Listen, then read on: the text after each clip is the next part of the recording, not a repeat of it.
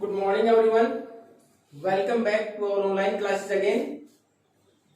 In the last class, we have started our third lesson of geography, that is motions of the earth. We have read about two types of motion about the earth. कि हमारी पृथ्वी के दो प्रकार के motions के बारे में हमने पढ़ा था. One is rotation and the second one is revolution. अब हमने रोटेशन और रिवोल्यूशन पढ़े. तो रोटेशन का हमने we have already go through the topic of rotation. Rotation को हमने एक्सप्लेन कर लिया था. Rotation the movement of the earth on its axis, अपनी ही धुरी पर पृथ्वी का घूमना, वो क्या है? रोटेशन. और उसका हमने रोटेशन का इफेक्ट भी देखा था. What was the effect of rotation? The day and night are causes due to rotation. Rotation की वजह से हमारे यहाँ दिन और रात होते हैं. फिर हमने देखा था कि how much time is taken by the earth in one spin, एक बार घूमने में अपनी दूरी पर कितना समय लेती है पृथ्वी. तो हमने पढ़ा था 24 आवर्स, 24 घंटे लेती है. The second is revolution. Today we are going to discuss about revolution. अब रिवॉल्यूशन डिफाइन हमने कल कर दिया था. The movement of the earth around the sun, सूर्य के चारों तरफ जो चक्कर लगाती है हमारी पृथ्वी, वो क्या कहलाता है? रिवॉल्यूशन. और ये रिवॉल्यूशन का it is a fixed path on which the earth move. वो जो रास्ता है वो फिक्स है, उसी के ऊपर जब पृथ्वी घूमती है उसको बोलते हैं ऑर्बिट.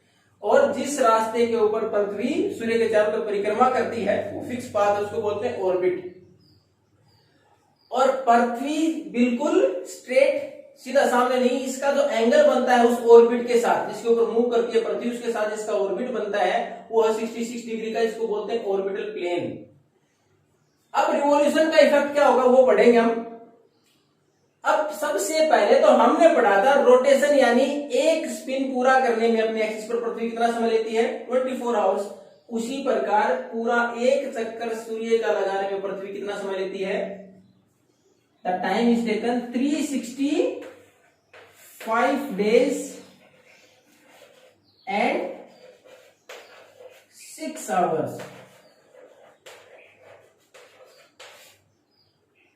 तो रिवॉल्यूशन में यानी to take a round of the sun, the earth takes 365 days and 6 hours. Revolution एक पूरा चक्कर लगाने में सूर्य का पृथ्वी कितना समय लेती है? 365 दिन और 6 घंटे.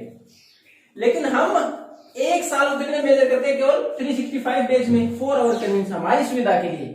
We ignore 6 hours. इन 6 घंटों को एक बार के लिए हम इग्नोर कर देते हैं. We count 365 days in a year. अब 6 hours where we are going to count them. अब जब इतना समय लेते गए कहां, इसको कहां काउंट करेंगे हम? तो उसके लिए हम क्या करते हैं? 365 का एक ईयर, लेकिन every fourth year is counted as 366 days. उसके बाद हर चौथे साल में हम 6 घंटे, 6 4 24 आवर्स मीन्स 1 डे. तो 6 घंटे को लास्ट फिर एक 4 साल के बाद एक बार काउंट करें, 366 डेज का हमारा एक साल हो जाता है, जिसको हम बोलते हैं लीप ईयर. जिसको हम बोलते हैं leap year. Leap year is of 366 days. और वो एक दिन बढ़ता कहां है? It is in the month of February. फरवरी के महीने में ये एक दिन बढ़ जाता है 366 हर 4 साल के बाद. जैसे 2020 में फरवरी वाज ऑफ 29 डेज. तो हमारे पास इसको क्या बोलेंगे? साल में 66 दिन होंगे और फरवरी 29 डेज की होगी, वो है हमारा लीप ईयर. अब आपका एक फिगर 3.3 दे रखा है आपकी बुक में. Always refer the book whenever you are going through the videos. तो उसमें आप देखोगे there is a path given on which the earth revolve around the sun. हमने पूरा पाथ दिखा रखा है, इसके ऊपर हमारी अर्थ रिवॉल्व करती है. इलिप्टिकल पाथ है, लॉन्गर पाथ, एक आपने देखा होगा. उसके अंदर हमारे यहाँ अलग अलग किस समय पृथ्वी का कौन सा एंगल, कितना मूवमेंट किस प्रकार होता है वो दिखा रखा है. और ये जो हमने पढ़ा था रिवॉल्यूशन किसमें से आएगा? What was the effect of revolution? What is the effect of revolution? Revolution the seasons are caused due to revolution. जो हमारे यहाँ मौसम है वो रिवॉल्यूशन की वजह से होते हैं. और महत्वपूर्ण अगर हम बात करें तो वी काउंट 4 सीजन्स। इस मूवमेंट के अनुसार, रिवॉल्यूशन के अनुसार देखते हैं, महत्वपूर्ण 4 सीजन मानते हैं। समर, विंटर, स्प्रिंग,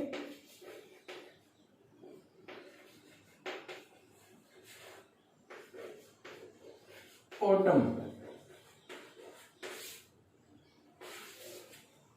गर्मी, सर्दी, बसंत ऋतु और पतझड़। अब ये महत्वपूर्ण हमने revolution the movement of the earth around the sun. Revolution, how much time is taken for one revolution. एक चक्कर लगाने में सन का कितना समय लेते हैं? 365 डेज एंड 6 आवर्स। 6 आवर्स को हम हर साल काउंट नहीं करते, we ignore it and we count the year of 365 days. एक साल को हम 365 डेज में काउंट करते हैं। 6 आवर्स हैं, 4th ईयर में ऐड होके 366 डेज बन जाते हैं, जिसको हम लीप ईयर बोलते हैं। The day is counted in the month of February. फरवरी के महीने में वो दिन एक और एक्स्ट्रा हो जाता है, 366 डेज की हो जाती है। उस समय पर हमारी एक साल, जैसे 2020 भी है। रिवॉल्यूशन किसमें सहायक है? In the changing off season में, कि कौन सा हिस्सा पृथ्वी का कितने समय तक सूर्य के सामने रहेगा, उसके अनुसार हमारे सीजन्स बनेंगे। महत्वपूर्ण सीजन्स कौन से हैं? समर, विंटर, स्प्रिंग और ऑटम। अब हम एक ये वर्ड है हमारे पास, समर सोल्स्टिस। ये है क्या? अब जब मैंने 3.3 की बात की तो उसमें आप देखोगे जो फिगर दे रखा है आपकी बुक में, उसमें 21 जून को जो हमारा नॉर्थ पोल है, यानी नॉर्दर्न हेमिस्फीयर, पहले इक्वेटर से ऊपर का हिस्सा नॉर्दर्न हेमिस्फीयर पढ़ चुके हम, और नीचे का साउदर्न हेमिस्फीयर। तो ऊपर, सबसे ऊपर नॉर्थ पोल, नीचे साउथ पोल। ये रेफरेंस पॉइंट पढ़े थे हमने लैटिट्यूड और लॉन्गिट्यूड के टाइम पर। तो लैटिट्यूड में था बीचों बीच 0 डिग्री इक्वेटर, उसके बाद हमने 23.5 पर पढ़ा था Tropic of Cancer north side में, और सबसे उसके बाद आर्कटिक सर्कल 66.5, उसके बाद पोल्स, नॉर्थ पोल। वैसा वापिस नीचे की साइड जाए इक्वेटर के बाद साउथ में ट्रॉपिक ऑफ कैप्रिकॉर्न 23.5, फिर 66.5 अंटार्कटिक, और उसके बाद नीचे साउथ पोल। तो हम अब 21 जून को हमारा नॉर्दर्न हेमिस्फीयर की बात करें तो ये it is tilted towards the sun. इसका ज्यादातर हिस्सा सूर्य की तरफ होता है। आप उसमें बुक में देखोगे साफ साफ पिक्चर दिखा रखी है उसकी। At that time the direct rays of the sun are on Tropic of Cancer. और उस टाइम पर जो कर्क रेखा ट्रॉपिक ऑफ कैंसर, उस पर सीधी रोशनी पड़ती है किसकी? सूर्य की। सूरज की सीधी रोशनी पड़ती है। इसका मतलब वहां तेज धूप भी होगी, जो कि रिप्रेजेंट करती है गर्मी को। उसके साथ साथ ज्यादातर हिस्सा नॉर्दर्न हेमिस्फीयर का और रोशनी में होता है, तो इसलिए उस टाइम पर समर के साथ साथ दिन भी बड़े होते हैं। 21 जून को नॉर्दर्न हेमिस्फीयर में सबसे बड़ा दिन होता है, the longest day and the shortest night, और सबसे छोटी रात। उसके साथ साथ आप उस टाइम पर एक चीज और, अब आर्कटिक सर्कल 66.5 डिग्री जो हमने पढ़ा, आर्कटिक सर्कल जो पोलर रीजन पर, उससे पोलर रीजन की तरफ यानी नॉर्थ पोल में हमारे यहां it is day for 6 months, लगभग 6 महीने तक दिन रहता है, क्योंकि वो हिस्सा ज्यादा उसकी तरफ टिल्टेड है। लेकिन वहां रोशनी ट्रॉपिक ऑफ कैंसर की बजाय कम पहुंचती है। क्यों? आप कोई भी अगर घर पर भी करके देखे, कोई भी टॉर्च जलाए, उसको सीधा हाथ पर के सामने जलाए, तो जिस हिस्से में आप जला रहे हैं वहां जल्दी गर्म हो जाएगा, बाकी वो रिफ्लेक्ट होकर लाइट और भी जाएगी, साइड में भी जाएगी। उसी प्रकार ट्रॉपिक ऑफ कैंसर पर सीधी जा रही, उसके बाद पोलर रीजन की तरफ वो स्लांटिंग, थोड़ी तिरछी रेखाएं जा रही, इसलिए वहां ज्यादा धूप नहीं पहुंचती, ज्यादा गर्मी नहीं पहुंचती, इसलिए वहां आइस शीट्स बनी रहती हैं।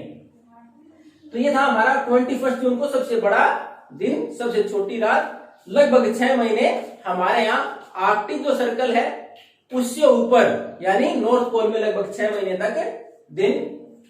अब इसके बिल्कुल उल्टा जो कंडीशन यहां होंगी, इसके बिल्कुल रिवर्स होंगी कहां? साउदर्न हेमिस्फीयर में।